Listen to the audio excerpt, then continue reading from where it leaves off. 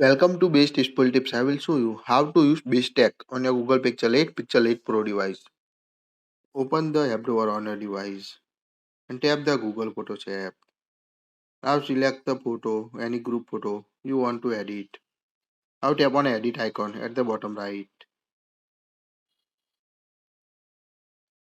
Now tap on a crop. Tap on a tools.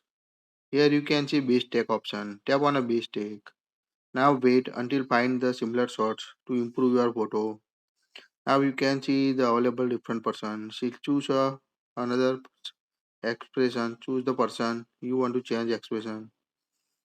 Here we select this. Now you can choose from these two expression on the device. After a tap on a done, now it will apply to the option. Again take on a base tag, finding the similar shots to improve photo. Here we select this person. You can choose the like this. You can see the changes on the photo or select other photo you want to set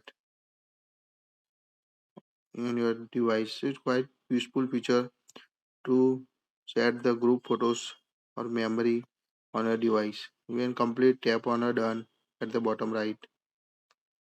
Tap on a save copy to save copy to your phone gallery. That's it. Please like it, share it.